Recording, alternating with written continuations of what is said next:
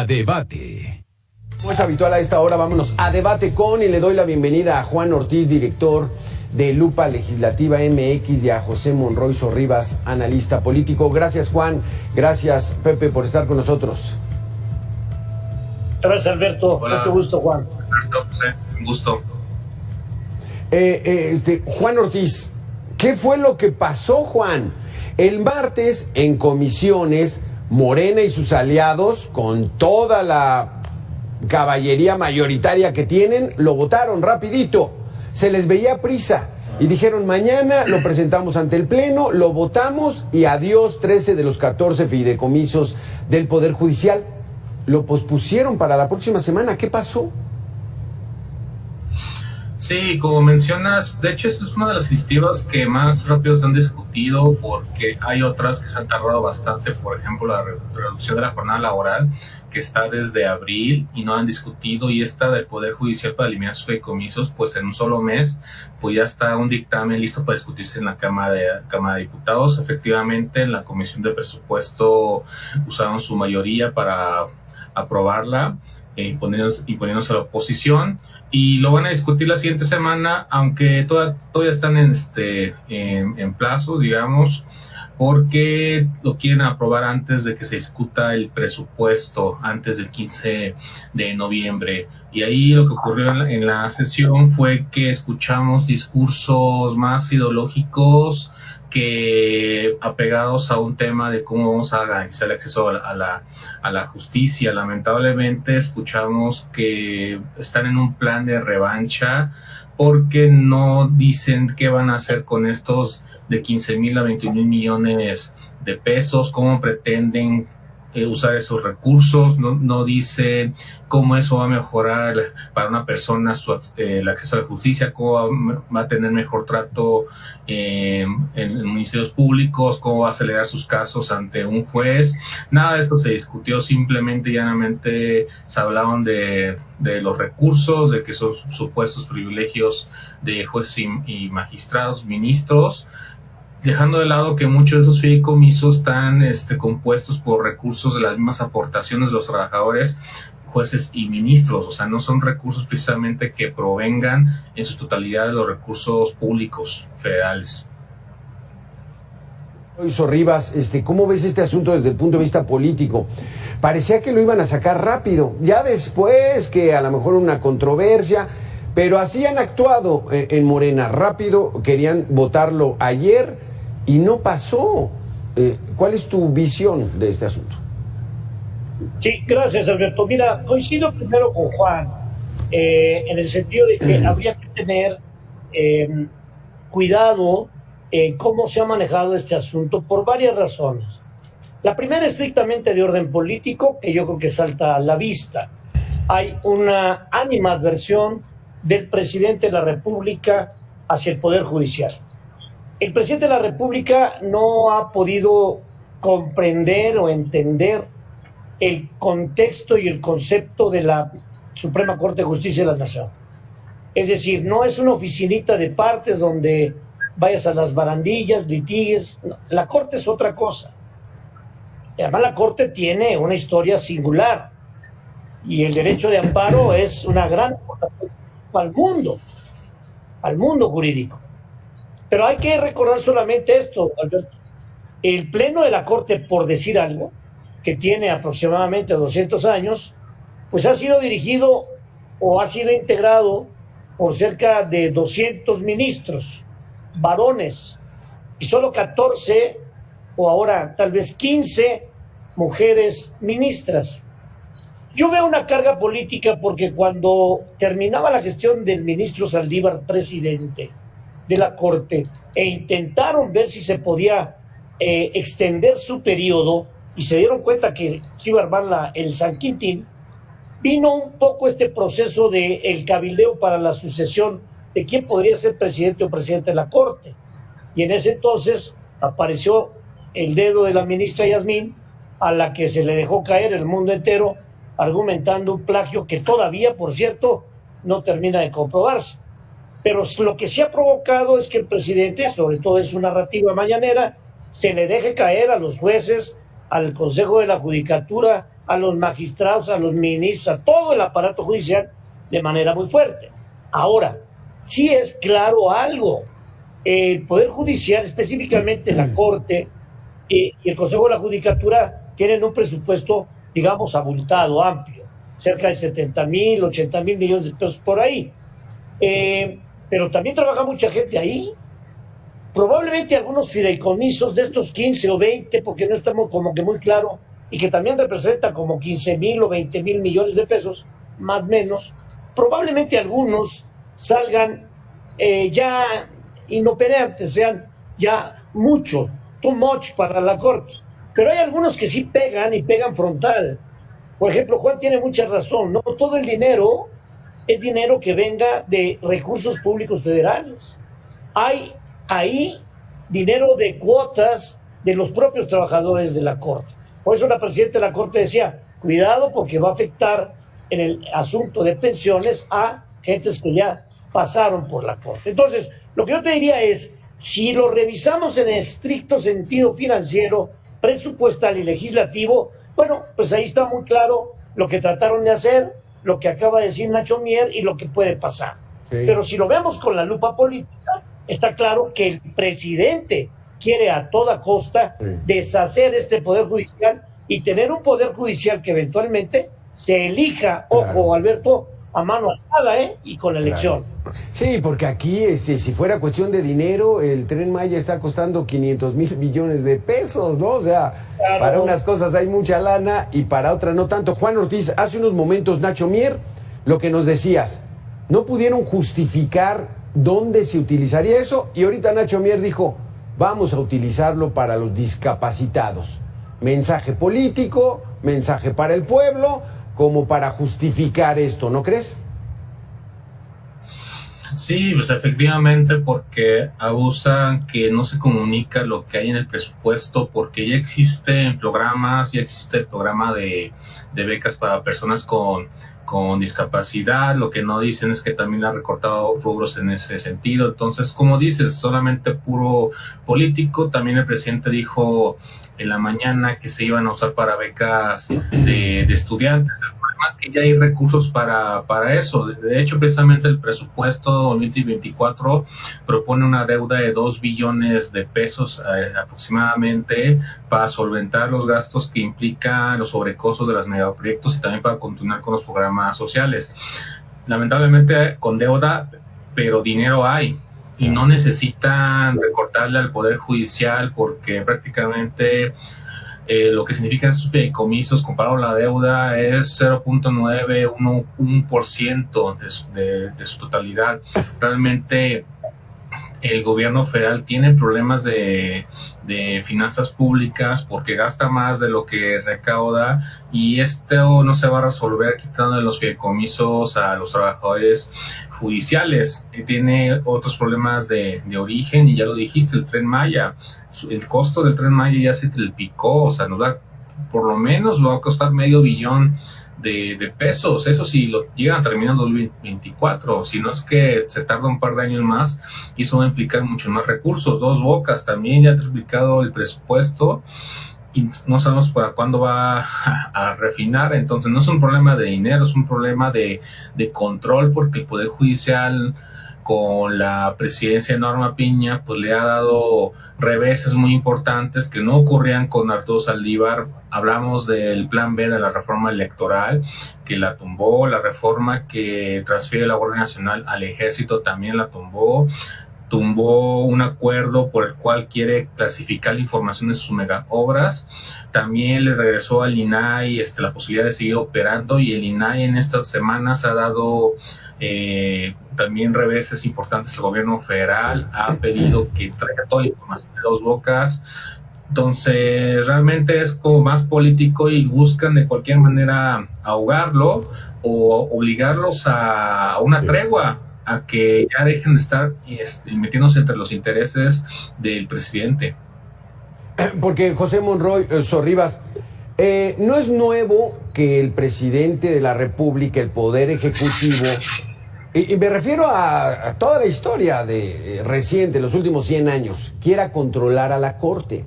cuando estaba el PRI hegemónico, antes de 1997, pues bueno, todo era controlado, el legislativo, el judicial, por el ejecutivo, era el jefe máximo, el presidencialismo. ¿Se pretende regresar a esa época, José Monroy, a que el presidente tenga todo el control, tanto del Congreso como del Poder Judicial? Pues mira, Alberto, yo te diría que para mí, ojalá y no, diría el clásico.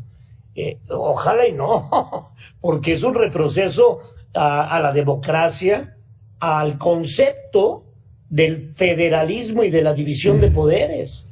La única manera, Alberto, en mi opinión, y en la de muchos, por supuesto, para poder equilibrar y tener balanzas para los posibles excesos de cualquiera de los poderes.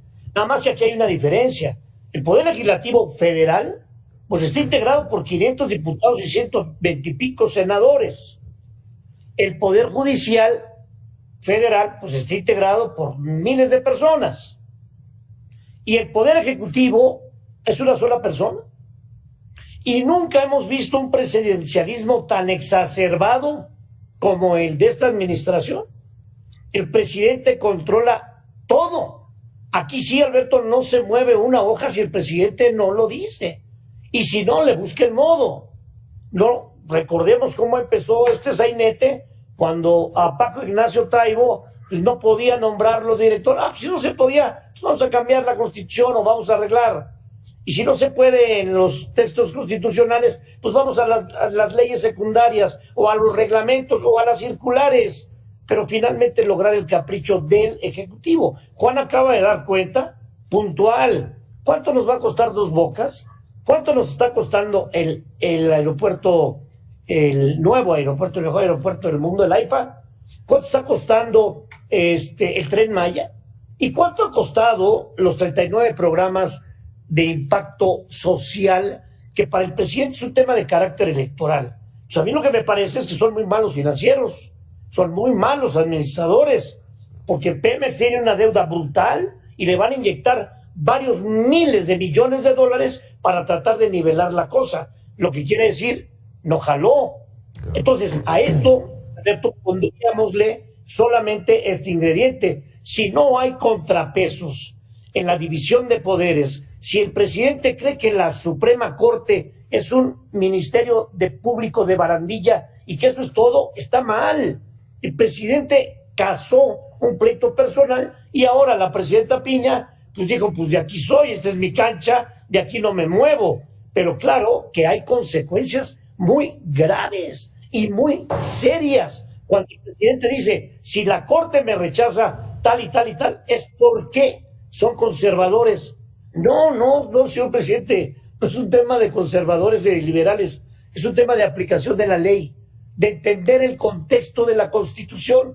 En todas las cortes del mundo, Alberto, lo sabemos, sí. Hay quienes son de un bando, otro y del medio, y entonces aquí no es sorpresa. Y si la ministra Yasmín está más para acá, y la ministra Loreta más para allá, y la ministra Piña más para allá, es la conformación de 11 ministros que representan, Alberto, ojo con el dato, por lo menos cada uno de ellos a más de 10 millones de mexicanos. Por eso es el más alto tribunal. Y te termino diciendo, para mí el tema tiene una dosis política brutal y el presidente no va a cejar cuando ha dicho, si ustedes lo paran, en la próxima que voy a tener mayoría en el Congreso, ahí les gano la pelea. Híjole, qué barbaridad, qué barbaridad, porque se aplica la máxima de si no estás conmigo, estás contra mí. Y pues eso en nuestra incipiente democracia duele mucho que retrocedamos unos 40 años, porque hegemónico Luis Echeverría Álvarez, del 70 al 76, tenían todo el control. Estamos regresando a esas épocas. Vamos a hacer una pequeña pausa de 2 minutos, Juan Ortiz, José Monroy Sorribas, y regresamos con este tema que está muy interesante.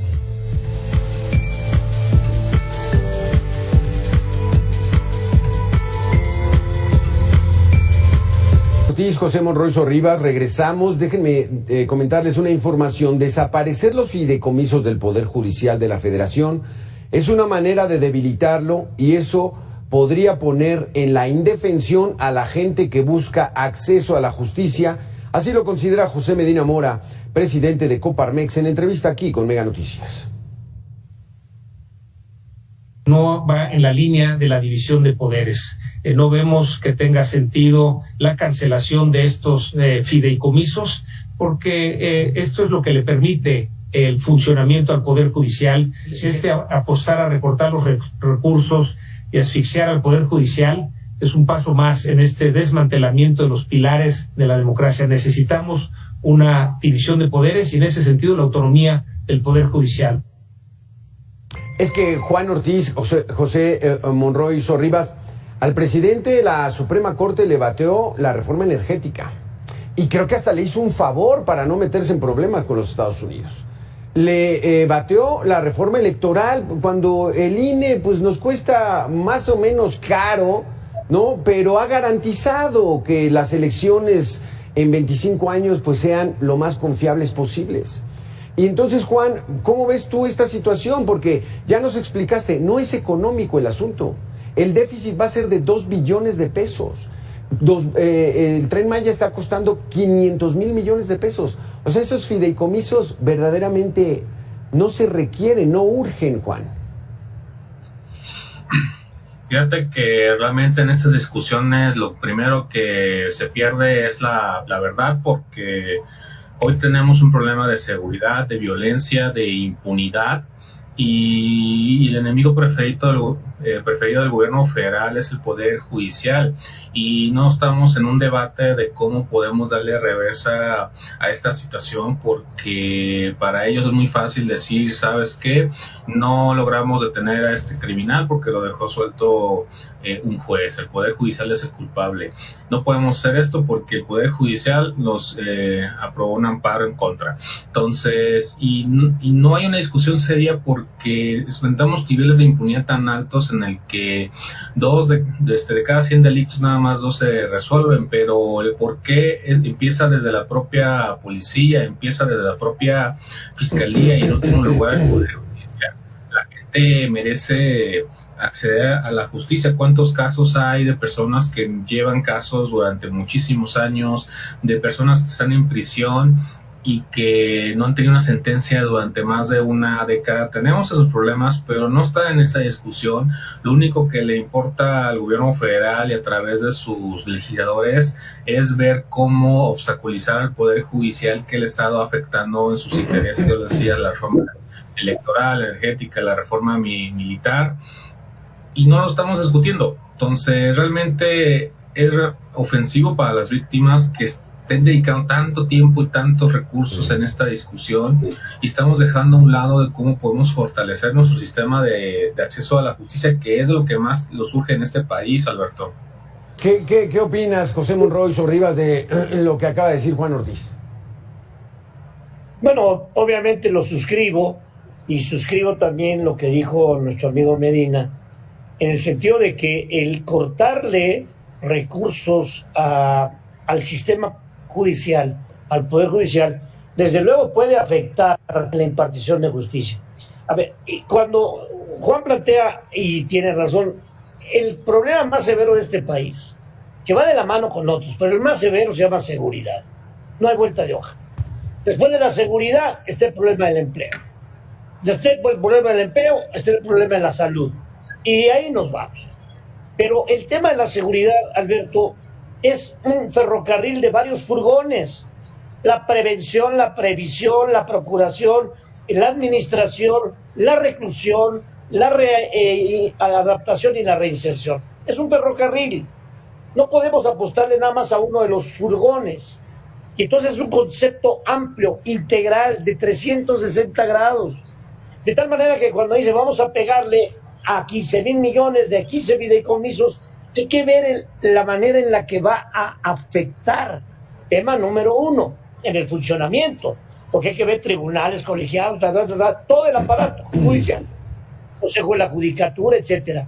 Pero algo que es evidente es que al presidente le hace, no sé por qué, pero de veras se le atraviesa en la garganta todo lo que suene a Poder Judicial y a órganos autónomos, la Comisión de Derechos Humanos, el INAI, el INE. A ver, todo lo que ha costado de trabajo, de lucha, como dices tú, sería retroceder, y estamos retrocediendo de manera lamentable en muchos aspectos. Es inconcebible que amacharon en su mayoría.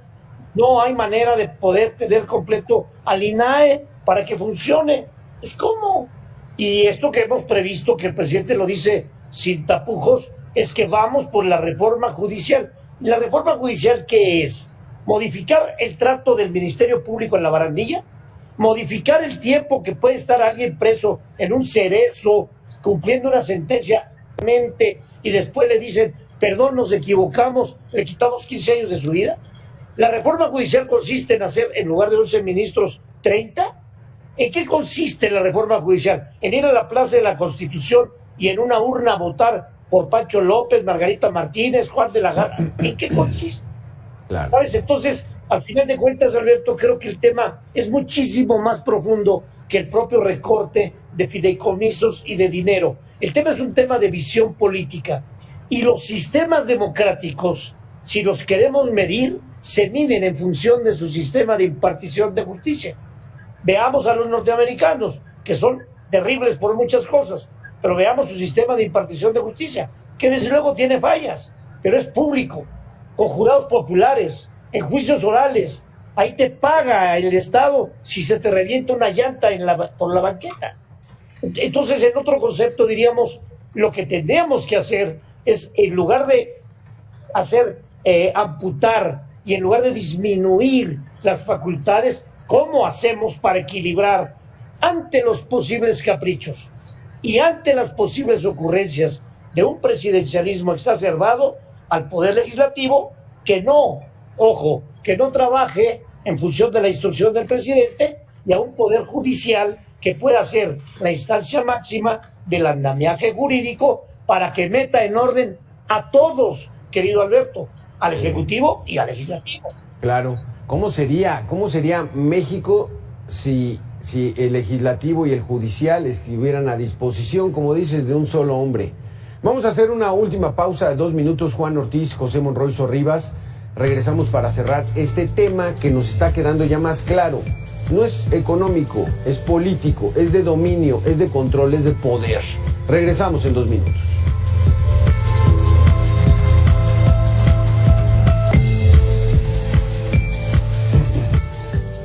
Juan Ortiz, gracias, director de Lupa Legislativa MX, José Monroy Sorribas, analista político. Juan, entonces, vámonos al hipotético caso de que la Suprema Corte le aprueba todo al presidente de la República. ¿Qué hubiera pasado con la reforma eléctrica? ¿Qué hubiera pasado con la reforma electoral? ¿Qué hubiera pasado con todos esos cambios que les frenó hasta el momento la Suprema Corte? Qué buena pregunta, porque la reforma eléctrica, si bien no fue invalidada en su totalidad, los criterios que ahí se discutieron sí le ha estorbado lo suficiente, al grado que hay muchísimos amparos a raíz de esa decisión, que si se hubiera aprobado no estarían ahorita teniendo problemas para aplicar las reformas a las leyes secundarias. Si no hubieran detenido la reforma electoral, ahorita tendríamos a un INE desbordado, porque estaría reestructurándose para convertirse en el Instituto Nacional de Elecciones y Consultas Populares. No tendríamos tribunales electorales locales ni institutos electorales locales. Tendríamos a muchísimos trabajadores fuera. Tendríamos a una Guardia Nacional operando totalmente para la Sedena. El presupuesto de la Sedena crecería muchísimo más de lo que ya estaría ahorita. Yo creo que alrededor de unos 50,000 millones de pesos más, estaría alrededor de 300,000 millones de pesos. Entonces, todo eso sí es doloroso para el gobierno federal, porque le está quitando esa concentración de poder que se propuso desde el inicio de su llegada en 2018. Entonces, yo creo que por eso es mucha la molestia, porque sí impulsó procesos de transformación o destrucción, como quieran verlo, pero muy, muy profundos, y Norma Piña, a través de esta presidencia, pues los ha detenido. claro, usando la Constitución como referente, porque la reforma electoral pues afectaba los derechos de la propia ciudadanía, empezando desde ahí. La de la Guardia Nacional es un tema en el que se discutió una guardia civil, no militar. Entonces, y de la reforma eléctrica, pues era un tema de que se tenía que defender también temas como el medio ambiente, la producción de energía limpia. Entonces, de ahí la molestia, Alberto. La verdad es que realmente la presidencia Norma Piña marca un antes y un después. Sí, porque José Monroy Sorribas, ¿cuál es la visión que tiene el presidente? El pueblo manda, el pueblo elige. ¿Qué modelo de país es donde no hay esas instituciones republicanas y el pueblo pudiera estar decidiendo a mano alzada? Sí, hagamos un aeropuerto, sí, hagamos el Tren Maya, sí, que pase la reforma energética, sí, que se acabe el INE y el pueblo va a organizar las elecciones. ¿Qué modelo es?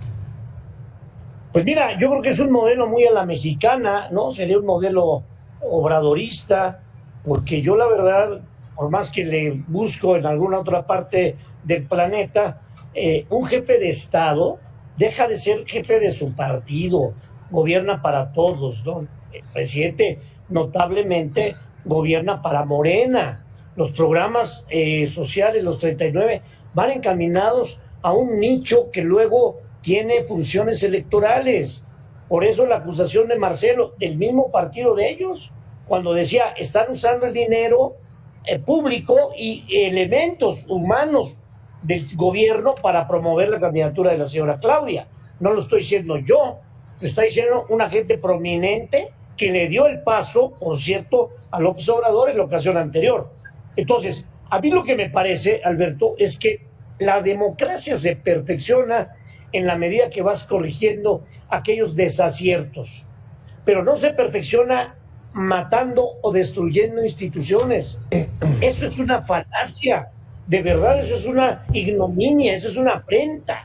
Y el presidente se sintió en el momento de tener la sala de máquinas y los botones, pues que podía apretar cualquier botón y sus caprichos se cumplen porque no ha perdido una el presidente. Si se trata de gobernadores, y Durazo no tenía ni por dónde, es el gobernador de Sonora.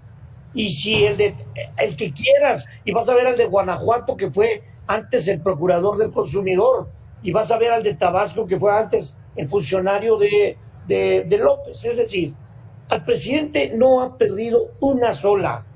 Entonces, el presidente sigue en este sentido, lo voy a decir con respeto, pero placero, levantando la mano, y mira lo que hizo en Baja California, con 25,000 personas que fueron acarreadas a votar, pararon una inversión de más de 5,000 millones de dólares de una cervecera argumentando el tema del agua, que la verdad pues es irrisorio. Ahora, me parece que entonces el hablar de una democracia en donde eliges o seleccionas, porque cuidado con esta trampa, a Marcelo, a Noroña, a Claudia, en fin, a todas las corcholatas que así lo designó el presidente, no los eligió ni siquiera el partido de Morena, los eligió el propio presidente y los puso en la pista de la carrera presidencial hace 2 años.